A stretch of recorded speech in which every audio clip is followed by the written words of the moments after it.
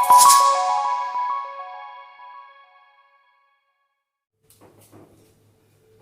बच्चों, most welcome. बहुत स्वागत है आपका मेरे YouTube channel maths by Anjay sir में। मेरा नाम है अंजय। आज मैं आपको कोऑर्डिनेट ज्योमेट्री का सेक्शन फार्मूला के बारे में बताने वाला हूँ। सबसे पहले सेक्शन फार्मूला क्या होता है, जैसे सेक्शन का मतलब होता है टू पार्ट्स में डिवाइड। डिवाइड का मतलब होता है जैसे ये है कोई एक पॉइंट, ये आ गया आपका P, ये है A, ये है B। अगर A के कुछ कोऑर्डिनेट है, B के कुछ कोऑर्डिनेट है, तो P जो है इन दोनों पॉइंट्स को जो ज्वाइन करने वाली लाइन है उसको कुछ पार्ट्स में डिवाइड कर देता है। अब वो रेशियो तो पता नहीं मुझे, तो सपोज दैट वो रेशियो एक को ले लेते हैं हम लोग m और दूसरे को ले लेते हैं n। बच्चों m1 और m2 भी ले सकते हैं, n की जगह m2 और m की जगह n, m1 की जगह m और m2 की जगह n ले सकते हैं, जो आपको अच्छा लगे। तो बच्चों इसके पहले एक चीज और पढ़ना चाहते हैं हम लोग। जैसे ये सेक्शन फार्मूला है, इसको इंटरनल डिवीजन भी बोलते हैं। इंटरनल डिवीजन यानी कि अगर दो पॉइंट्स अगल बगल हैं तो उनके बीच में अगर कोई पॉइंट उन दोनों पॉइंट्स को ज्वाइन करने वाली लाइन को डिवाइड कर रहा है m/n में, तो इसको इंटरनल डिवीजन कहेंगे। अभी एक एक्सटर्नल डिवीजन भी है, अभी ये सेक्शन फार्मूले का इंटरनल डिवीजन हम लोग पढ़ रहे हैं। इससे पहले एक रेफरेंस और आएगा कि हमको क्या करना है। सबसे पहले सिमिलर ट्रायंगल के बारे में थोड़ा सा समझना पड़ेगा। सिमिलर ट्रायंगल क्या होते हैं? देखो बच्चों, हम लोगों ने पढ़े अगर कोई सिमिलर दो ट्रायंगल है और दोनों ट्रायंगल, एक ट्रायंगल ये है, एक ट्रायंगल ये है। देखो कॉन्ग्रुएंट और सिमिलर एक बहुत बेसिक डिफरेंस होता है। अगर सिमिलर ट्रायंगल्स के बारे में, अगर ABC एक ट्रायंगल है और दूसरा ट्रायंगल PQR है बच्चों, अगर किसी भी ट्रायंगल का एक एंगल दूसरे ट्रायंगल के एक एंगल के इक्वल हो जाए, सपोज दैट ये इसके इक्वल है, ये वाला एंगल इस वाले एंगल के इक्वल हो जाए, इसके भी हो सकता है, ये इसके भी हो सकता है, ये इसके हो सकता है, ये किसी के भी हो सकता है, आपस में तीनों एंगल इक्वल होना चाहिए। और ये वाला एंगल इस वाले एंगल के अगर इक्वल हो जाए बच्चों, तो देखो इसमें क्या हो जाएगा, अगर तीनों एंगल एक ट्राइंगल के दूसरे ट्राइंगल के तीनों एंगल के इक्वल हो जाएंगे तो वो ट्राइंगल्स सिमिलर ट्राइंगल कहलाएंगे। सिमिलर मतलब समझ में आ गया? अच्छा, अब जब सिमिलर ट्रायंगल्स, सबसे इंपॉर्टेंट और एक ही इसकी प्रॉपर्टी है ये कि अगर दो ट्रायंगल्स के एंगल्स इक्वल होंगे तो वो दोनों कैसे होंगे? सिमिलर होंगे। अब आते हैं बात, अगर सिमिलर ट्रायंगल है तो उनकी साइड्स में रेशियो होता है, प्रोपोर्शन में होती है साइड्स की। कैसी? कि जो रेशियो AP का इस वाली साइड का जो एंगल इक्वल इसके, ये वाला इसके, तो इसको मिलाने वाली जो लाइन है ज्वाइन करने वाली, उसका रेशियो AB का रेशियो जो PQ के साथ में होगा, वही रेशियो BC का QR के साथ में होगा, ठीक है ना? और वही रेशियो AC का PR के साथ में होगा, AC का PR के साथ में होगा। ये प्रोपोर्शन में होती साइड्स। अगर दो ट्राइंगल्स सिमिलर हैं तो उनकी साइड्स प्रोपोर्शन होगी बच्चों। इसका यहाँ जरूरत पड़ेगी, इसलिए मैंने आपको ये बताई। अब आगे बढ़ते हैं। अब ये सेक्शन फार्मूला में चलते हैं। देखो क्वाड्रेंट में पहुंचे हम लोग, फिर से कल पढ़े थे क्वाड्रेंट, इस क्वाड्रेंट में पहुंचे और इसके इस क्वाड्रेंट में कहीं भी हो सकते हैं, ये यहां भी हो सकते हैं, यहां भी हो सकते हैं, यहां भी हो सकते हैं, बीचों बीच भी हो सकता है। ये सेक्शन फार्मूला, ये लाइन यानी कि ये पॉइंट कहीं भी हो सकते हैं। हो सकता है कि दोनों पॉइंट अलग अलग क्वाड्रेंट में हो, दोनों पॉइंट एक ही क्वाड्रेंट में हो, एक पॉइंट किसी एक्सिस पे हो, दूसरा क्वाड्रेंट में हो, ऐसा भी हो सकता है। आपको फार्मूला निकालने के लिए ये मैंने इस तरह से फिगर बनाया, फर्स्ट क्वाड्रेंट बनाया। एक पॉइंट A है, इसके कोऑर्डिनेट x1 y1, दूसरा पॉइंट B है, इसके कोऑर्डिनेट x2 y2। इन दोनों लाइन पॉइंट्स को ज्वाइन करने वाली लाइन को एक पॉइंट है P, जिसके कोऑर्डिनेट है capital X and capital Y। ये डिवाइड कर रहा है m/n रेशियो में। अब हमने क्या किया, यहां से परपेंडिकुलर सारे ड्रॉ कर दिए, ये सारे परपेंडिकुलर ड्रॉ कर दिए मैंने। देखो एक ये है, एक ये है, एक ये, ठीक है ना? ये भी परपेंडिकुलर है क्योंकि ये भी ऐसे है, पैरेलल है एक्स एक्सिस से। तो जब भी एक्स एक्सिस के पैरेलल होंगे तो ये वाली वाई एक्सिस उन पे परपेंडिकुलर होगा। तो ये 90, ये 90 हो गया। अब देखो बच्चों, इस ट्राइंगल में और इस ट्राइंगल में ये वाला एंगल, ये जो दिख रहा है आपको, ये एंगल इक्वल होंगे। दिमाग लगाओ आप लोग, क्यों होंगे? क्योंकि देखो ये दोनों पैरेलल लाइन है, ये भी और ये भी। जब पैरेलल लाइन को एक ट्रांसवर्सल क्या करती है, इंटरसेक्ट करती है, तो एक ही साइड बनने वाले एंगल्स कॉरेस्पॉन्डिंग एंगल्स कहलाते हैं। ये दोनों कॉरेस्पॉन्डिंग एंगल्स हैं इसलिए इक्वल है। ऐसे ही बच्चों ये लाइन दोनों पैरेलल हैं, ये वाली लाइन PD एंड BE, तो इनको ट्रांसवर्सल ऐसे इंटरसेक्ट कर रही है, तो बच्चों ये वाला एंगल जो है ये इसके इक्वल होगा y, because both are corresponding. ठीक है ना, तो कॉरेस्पॉन्डिंग एंगल ये इसके इक्वल है, ये इसके इक्वल है, वो 90 के इक्वल है।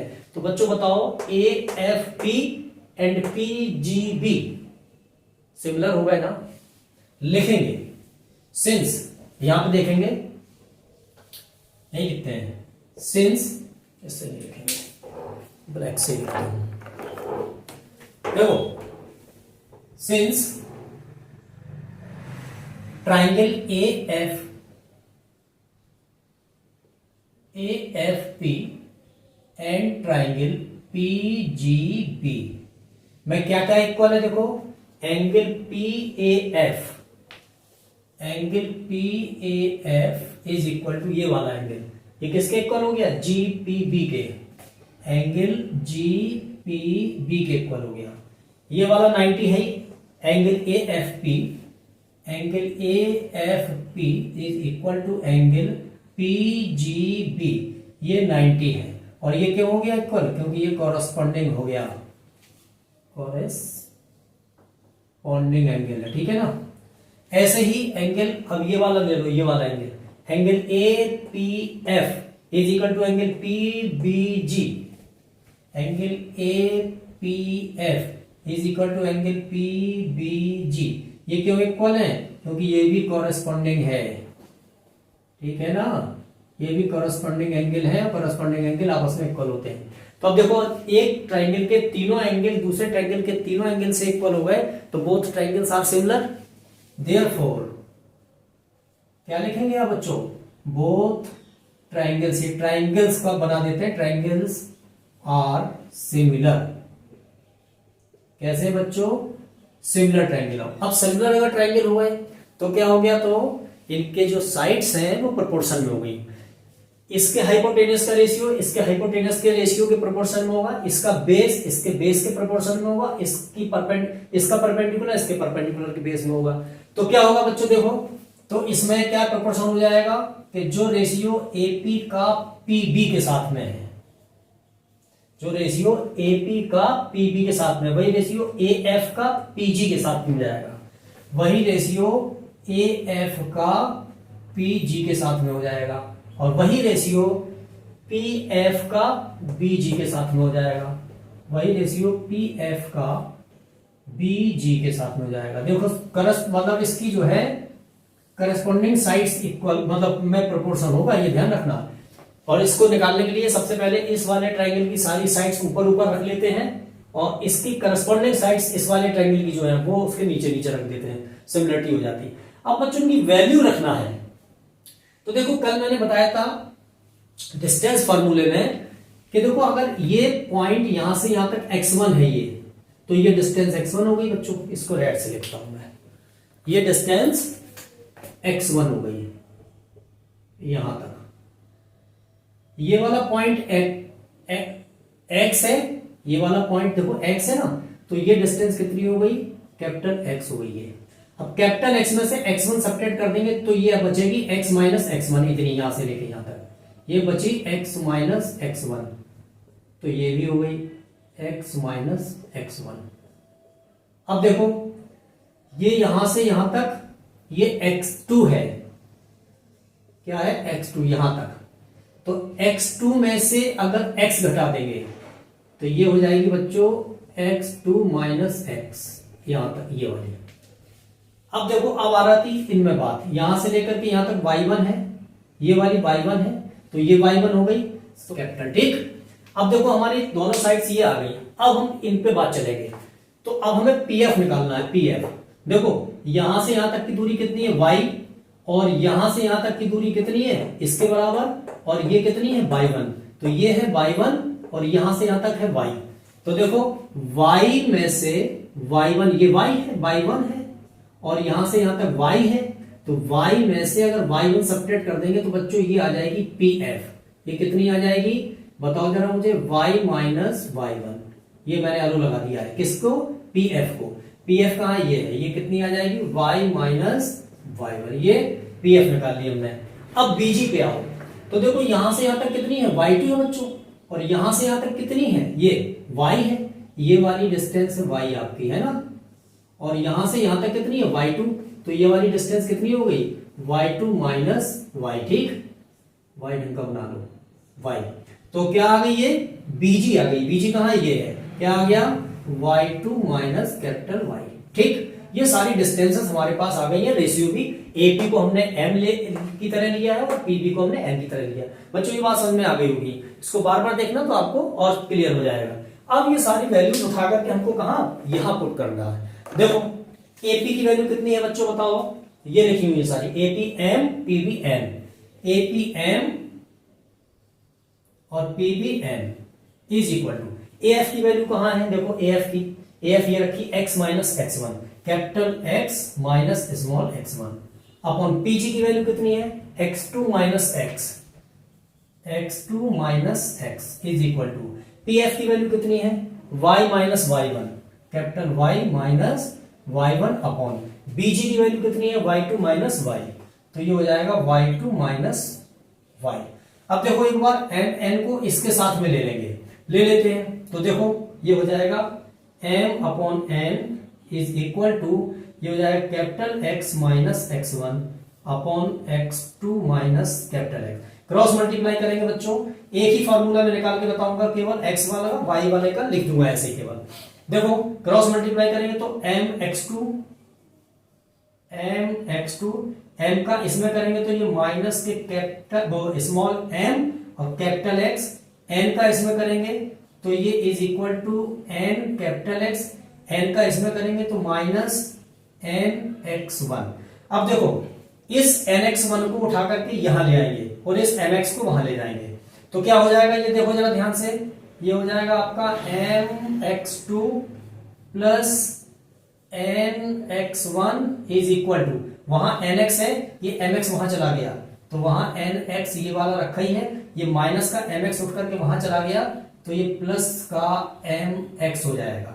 बच्चों देखो इसमें से x कॉमन आ रहा है, यहां लगा रहा हूं मैं यहाँ पे, ठीक है ना, यहाँ पे इसमें से देखो क्या चीज कॉमन आ रही है, x कॉमन आ रहा है, ये mx2 प्लस nx1 यहां लिख देता हूं मैं, ठीक है ना, यहां लिख देता हूं, यहाँ तो x कॉमन आ गया, इसमें से क्या बचेगा m प्लस n, तो ये बचेगा आपका m प्लस n, और ये रखा है आपका mx2 plus nx1, mx2 plus nx1 ये रखा है यहाँ पे mx2 प्लस nx1, तो ये capital X is equal to, ये नीचे चला जाएगा डिवाइड हो जाएगा तो ये हो जाएगा mx2 plus nx1 upon m plus n।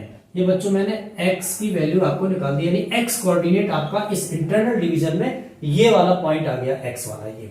Similarly अगर हम y को भी ऐसे लेंगे, अब एक बार क्या करेंगे हम इस mn को y के संग ले लेंगे तो क्या आ जाएगा, तो आ जाएगा बच्चों y is equal to my2, similarly यहां पे लिख देंगे, सिमिलरली SLY लिख देते हैं शॉर्ट में, my2 plus ny1 upon n plus n, ये बच्चों y कोऑर्डिनेट आ गया, ठीक है। तो ये x और y दोनों कोऑर्डिनेट मैंने इंटरनल डिवीजन के निकाल दिए, ये आपका डेरिवेशन है फॉर्मूले का। इस तरह से आपको जो इंटरनल डिवीजन के अगर कोऑर्डिनेट फाइंड करना है तो आप डायरेक्ट, जैसे मान लो दो पॉइंट्स गिवन है आपके पास x1 y1 x2 y2 और उनके बीच का रेशियो गिवन है, तो आप वो x1 y1 x2 y2 और m और n इनकी वैल्यूज उठा करके इसमें और इसमें अगर पुट कर देंगे तो कैपिटल X कैपिटल Y की वैल्यू आपके पास निकल आएगी, यानी कि आपके इंटरनल डिवीजन जो पॉइंट कर रहा है उसके कोऑर्डिनेट आपके पास आ जाएंगे। इस तरह का एक क्वेश्चन आपके पास निश्चित आएगा बोर्ड में, मतलब आता है इस तरह के क्वेश्चंस, ठीक है ना। और वैसे भी बहुत ये जरूरी है आगे पढ़ने वाले बच्चों के लिए, जो IIT की तरफ जाना चाहते हैं उनको एक एक चीज पढ़ना चाहिए, ठीक है ना। तो ये सारा आपका सामने सेक्शन फार्मूले का इंटरनल डिवीजन कर दिया बच्चों मैंने। इसी तरह से एक्सटर्नल डिवीजन का भी है, उसका भी मैं बता रहा हूं। अगर एक्सटर्नल डिवीजन है,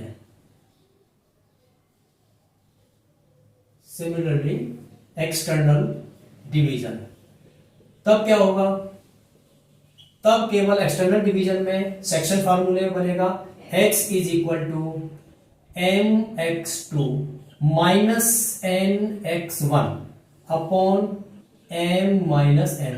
केवल इतनी सी बात है बच्चों कि जो आपका इंटरनल डिवीजन था उसी में केवल इस प्लस की जगह माइनस लगा देंगे तो वो एक्सटर्नल डिवीजन हो जाएगा और y इज इक्वल टू हो जाएगा बच्चों m/2 minus n/1 upon m minus n। ये आपका एक्सटर्नल डिवीजन का फॉर्मूला है। ये इंटरनल डिवीजन मैंने डेरिवेशन करके बताया और ये एक्सटर्नल डिवीजन इसी तरह से लगेगा ये भी, ठीक है ना। उसमें p उस तरफ पहुंच जाएगा, b बीच में आ जाएगा। जरूरत नहीं है आपको, केवल एक्सटर्नल डिवीजन अगर आ जाए तो आपको ये वाला फार्मूला यूज करना है, इंटरनल डिवीजन आ जाए तो ये वाला फार्मूला यूज करना है। अब चलिए कुछ क्वेश्चन की तरफ चलते हैं या और फार्मूले भी देखते हैं इसमें, ठीक है ना। चलिए बच्चे, अब हम लोग देखते हैं कोऑर्डिनेट ऑफ मिड पॉइंट। किसी भी लाइन के मिड पॉइंट के कोऑर्डिनेट कैसे निकालेंगे, क्या होते हैं, इसी सेक्शन फार्मूले से हम लोग उसको समझते हैं। ये सेक्शन फार्मूला है, क्या मिड पॉइंट है। इफ केवल इतनी सी बात है इसी सेक्शन फार्मूले में कि P is a mid point of A B. क्या है, ये जो P है ये मिड पॉइंट है। तो क्या हो जाएगा बच्चों, अगर मिड पॉइंट होगा, अगर कोई लाइन सेगमेंट है उसका मिड पॉइंट जो होगा वो उस लाइन सेगमेंट को 2 इक्वल पार्ट्स में डिवाइड कर देगा। सिंपल सी बात है। तो क्या हो जाएगा, यानी मिड पॉइंट है तो यानी कि ये वाला पार्ट और ये वाला पार्ट इक्वल हो गए है, तो सिमिलर ही ट्रायंगल, लेकिन ये पार्ट और ये पार्ट इक्वल हो जाएगा तो क्या हो जाएगा, m is equal to n हो जाएगा। बच्चों समझ में आया, क्या हो जाएगा, जो रेशियो है वो दोनों इक्वल हो जाएंगे। अब फिर से सेक्शन फार्मूले की तरफ लौटते हैं हम लोग। तो देखो, since we know that section formula क्या था, वैसे ही लगाएंगे सिमिलर ट्रायंगल से। जैसा सिमिलर ट्रायंगल को ड्राइव किया था बिल्कुल वहीं तक ले जाएंगे। और कहां तक आ जाएंगे, देखो यहां तक आ जाएंगे।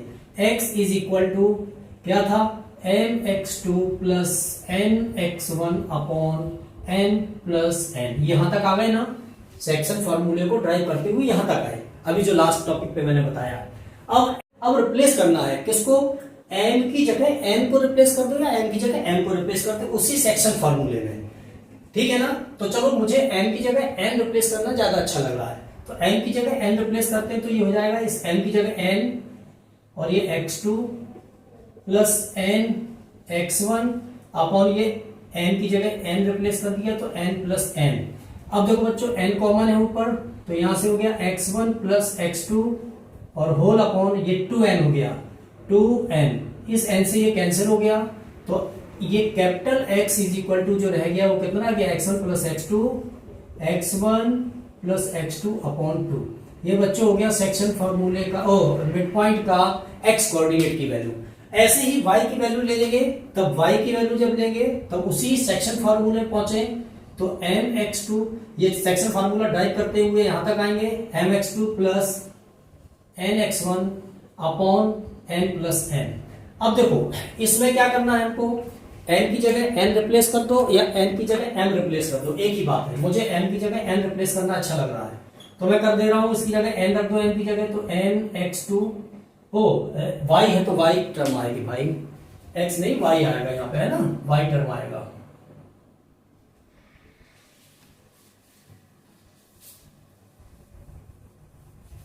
देखो अब इसके बाद अब हम लोग आते हैं y के लिए, तो y is equal to section फॉर्मूले को आगे ले जाएंगे तो m/2 plus n/1 upon n plus n।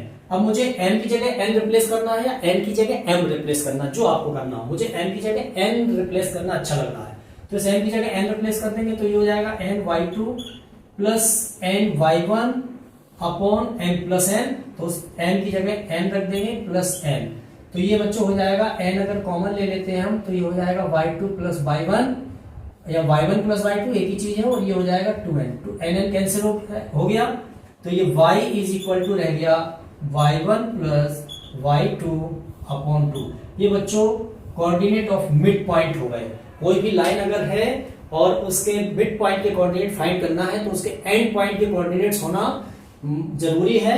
तो आपको एक एंड के कोऑर्डिनेट को आप x1 y1, दूसरे एंड के कोऑर्डिनेट्स को आप x2 y2 लेकर के यहाँ पुट कर देंगे तो कैपिटल एक्स और कैपिटल वाई यानी कि उसके कोऑर्डिनेट और मिड पॉइंट आपको पास निकल के आ जाएंगे। चलो अब आगे बढ़ते हैं। अब हम लोग पढ़ते हैं नया फॉर्मूला और वो है coordinate of centroid of a triangle. अब देखो सेंट्राइड बच्चों क्या होता है? सेंट्राइड एक पॉइंट होता है जिस पॉइंट से उस ट्रायंगल्स की ऑल मीडियंस, 3 मीडियंस होती हैं, तीनों मीडियंस उसी पॉइंट पर आकर के इंटरसेक्ट करती हैं। सबसे पहले थोड़ा सा रेफरेंस हमको ट्रायंगल से पढ़ना पड़ेगा, तब ये चीजें आगे समझ में आएंगी। तो चलो सबसे पहला ट्रायंगल समझते हैं। जैसे सपोज दैट एक कोई ट्रायंगल है ये, तो मीडियन क्या होता है? मीडियन अपने वर्टेक्स से चल करके और अपोजिट साइड्स के मिड पॉइंट पे मिलती है। अगर बच्चों इसका ए बी सी कोई वो है वर्टिसेस हैं और इसकी एक साइड बी सी है, इसका मिड पॉइंट है ये पी, तो ए से जाने वाली जो मीडियन है वो पी पर ज्वाइन होगी। ऐसे ही इस वाली लाइन का मिड पॉइंट अगर ये है तो ये इस पर ज्वाइन होगी। इस वाली लाइन का अगर मिड पॉइंट ये है तो इसको इससे ज्वाइन होगी। तो ये जो इंटरसेक्शन पॉइंट है इसको बोलेंगे बच्चों जी, और इस जी से डिनोट करते हैं, सी से कर सकते हो आप लोग, सेंट्राइड ऑफ अ ट्राइंगल बोलेंगे। वो पॉइंट जहां से ऑल मीडियंस, पूरे ट्राइंगल्स की तीनों मीडियंस उसी पॉइंट से जाकर के पास हो, तो उसको हम लोग क्या बोलेंगे? उसको बोलते हैं हम लोग सेंट्राइड। अब देखो ये करता क्या है सेंट्राइड, इसका क्या काम है? ये जो सेंट्राइड होता है बड़ा स्पेशल पॉइंट है, ध्यान देना। सेंट्राइड जो है किसी भी ट्रायंगल का, ये सेंट्राइड है।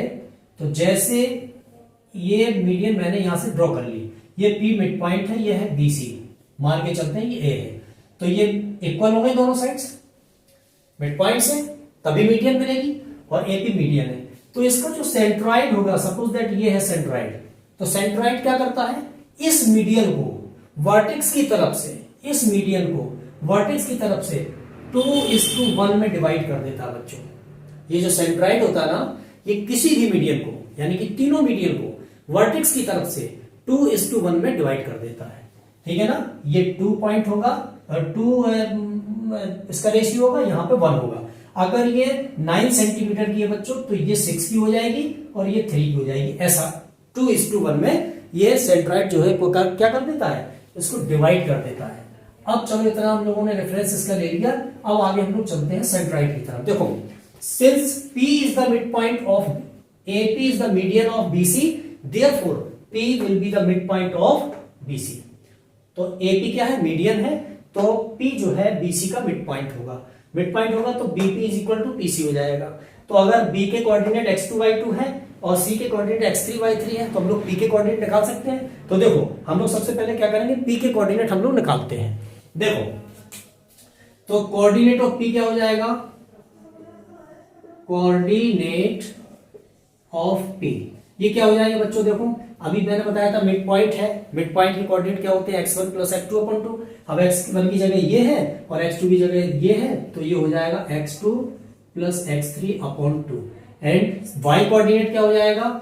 y2 plus y3/2। ये किसके हो गए कोऑर्डिनेट? P के हो गए बच्चों, ये P के कोऑर्डिनेट है। ठीक है ना? P के कोऑर्डिनेट ये है, A के कोऑर्डिनेट x1 y1 है, और ये वाला रेशियो जो है ये n है बच्चों आपके पास 2 और ये n है आपके पास 1। ये G के आपके कोऑर्डिनेट निकालना है। इसके capital and capital Y, capital X and capital Y ले लेते हैं G के कोऑर्डिनेट। ठीक है? अब देखो यहां पर क्या बन गया? यहां पर वही इंटरनल डिवीजन लग गया। क्या कि एक पॉइंट ये है, एक पॉइंट ये है। G जो है इसका क्या है? इंटरसेक्शन पॉइंट है, जो कि इस वाली लाइन सेगमेंट को 2:1 में क्या कर रहा है? डिवाइड कर रहा है। एक एंड पॉइंट x1 y1 है, दूसरा एंड पॉइंट ये है, तो x1 y1 और इसको x2 y2, m और n और कैपिटल X और कैपिटल Y। समझ में आया? तो इंटरनल डिवीजन लगा लेंगे बच्चों। देखो अब हम लोग क्या करते हैं? इस पूरे कॉम्बिनेशन को, इस वाली लाइन को, इनके कोऑर्डिनेट्स को उठा करके यहां ले आते हैं। तो कैसा लेके आएंगे? देखो ऐसा लेके आएंगे। एक लाइन मैं यहां ड्रा कर रहा हूं, ये है आपका पॉइंट A, वो वाला, ये वाला पॉइंट है आपका P, ये वाला, और जो बीच का पॉइंट है वो है G। इसके कोऑर्डिनेट आपने x y पहले ही से ले लिए हैं, और P के कोऑर्डिनेट बच्चों आपने क्या लिख लिए यहाँ पे? x2 plus x3/2 and y2 plus y3/2। ठीक है ना? और ये A के कोऑर्डिनेट है आपके x1 और कॉमा x2, ठीक है ना, कॉमा x2, ठीक है ना, x1 एंड, अरे यार x1 y1 है भाई, x1 एंड y1 वो वाले कोऑर्डिनेट, ठीक है ना, a के x1 y1 और p के हैं आपके ये कोऑर्डिनेट, g के हैं आपके कैपिटल XY और ये m इज इक्वल टू 2 है और m इज इक्वल टू 1 है ये। अब देखो इसमें इंटरनल डिवीजन का हम लोग फॉर्मूला यूज करते हैं, कैसे करते हैं, वही जो मैंने किया था। देखो क्या करेंगे, since we know that x capital X, यहां पे क्या करेंगे, capital X is equal to mx2 plus nx1 upon n plus n। देखो जरा ध्यान से, n की जगह क्या यूज कर रहे हैं हम लोग, बताओ जरा, n की जगह कर रहे हैं 2, n की जगह कर रहे हैं 1 और ये बच्चों है x1 y1 और ये है आपका x2 y2, समझ में आया, ये आपका x1 y1 है और वो x2 y2 की तरह यूज करेंगे। चलो रखो, n की वैल्यू रखो 2 इंटू x2 की वैल्यू कितनी है, ये x2 प्लस x3 अपॉन 2, ये रख दी, प्लस n की वैल्यू बच्चों कितनी है 1, ठीक है ना, ये 1 लिखा है और x1 की वैल्यू कितनी है, ये x1, ठीक, और अपॉन m प्लस n, तो यानी कि 2 प्लस 1। देखो बच्चों इस 2 से ये 2 कैंसिल हो गया, तो क्या बचा आपके पास, बताओ जरा मुझे, यहां बच गया आपके पास x2 plus x3 plus x1, तो इसको ऐसे लिख सकते हैं x1 plus x2 plus x3 upon 2 और 1 3। बच्चों ये क्या हो गया, ये आपका x कोऑर्डिनेट निकल के आ गया, सेंट्राइड का ये जो x है वो आपका निकल के आ गया x1 plus x2 plus x3। ऐसे ही बच्चों y वाले में चलते हैं, y कोऑर्डिनेट को कैसे निकालते हैं बताओ, m y2 निकाला था ना अभी अपन ने, m y2 plus n y1 upon m plus n रखा था ना, रखिए m की वैल्यू कितनी है यहाँ पे 2, y2 की वैल्यू कहाँ है, ये रखी y2 की, y2 प्लस y3 रख दो यहाँ पे बच्चों, y2 प्लस y3 अपॉन 2, ये y2 की वैल्यू है, प्लस n की वैल्यू कितनी है 1 रख दिया, y1 की वैल्यू कितनी है y1 small upon m plus n की वैल्यू 2, इसकी वैल्यू n की 1, ये 2 से 2 कैंसिल हो गया, तो ये बच्चों कितना आ गया y2 plus y3 plus y1, तो इसको लिख सकते हैं y1 plus y2 plus y3 upon 3। तो देखो x कोऑर्डिनेट इतना आ गया सेंट्राइड का, y कोऑर्डिनेट इतना आ गया, तो इसको ऐसे भी लिख सकते हैं x is equal to x1 plus x2 plus x3 upon 3 and capital Y is equal to y1 plus y2 plus y3 upon 3। बच्चों ये आपके हो गए coordinate centroid of a triangle, समझ में आ गया होगा। अब आपके सारे फॉर्मूले कोऑर्डिनेट ज्योमेट्री के इतने ही हैं, इन पर बेस्ड क्वेश्चन हम लोग नेक्स्ट उसमें देखते हैं, ठीक है ना। तब तक के लिए मेहनत करिए, पढ़िए, लाइक कीजिए, शेयर कीजिए और सब्सक्राइब करना तो बिल्कुल ही नहीं भूलना है।